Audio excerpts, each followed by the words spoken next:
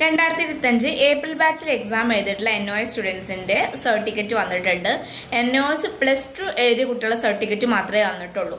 അപ്പോൾ നിങ്ങളിത് കളക്ട് ചെയ്യണം. കളക്ട് ചെയ്തിട്ട് നിങ്ങൾ കീപ്പ് ചെയ്യണം. എന്നാലും നിങ്ങൾക്ക് ഫർദർ സ്റ്റഡിക്കാണെങ്കിലും ബാക്കി എന്ത് കാര്യങ്ങൾക്കും ഈ സർട്ടിഫിക്കറ്റ് നിങ്ങൾ കളക്ട് ചെയ്യണം.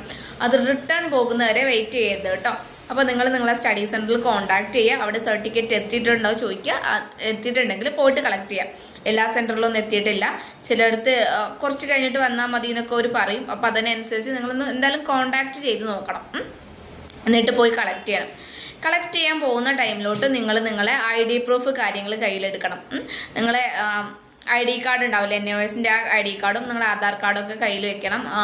നിങ്ങൾ തന്നെയാണെന്ന് കൺഫേം ചെയ്യിക്കാനുള്ള പ്രൂഫ് നിങ്ങളെ കയ്യിൽ വേണം. ഇത് രണ്ടും നിങ്ങൾ കളക്ട് ചെയ്ത് മസ്റ്റായിട്ടും കളക്ട് ചെയ്യണം കേട്ടോ. അവിടുന്ന് 2 സർട്ടിഫിക്കറ്റാണ് കിട്ടുക. ആ 2 ഒന്ന് മാർക്കും ഒന്ന് മൈഗ്രേഷൻ പോലത്തെ ഒരു സർട്ടിഫിക്കറ്റും, അങ്ങനെ 2 സർട്ടിഫിക്കറ്റാണ് കിട്ടുക. ആ 2 സർട്ടിഫിക്കറ്റ് നിങ്ങൾ മസ്റ്റായിട്ട് പോയിട്ട് തന്നെ കളക്ട് ചെയ്യണം.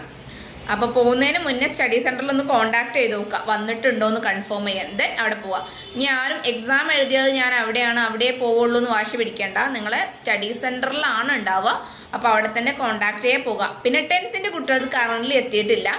അപ്പോൾ അത് എത്തുമ്പോൾ നമ്മൾ അപ്ഡേഷൻ തരുന്നതായിരിക്കും കേട്ടോ.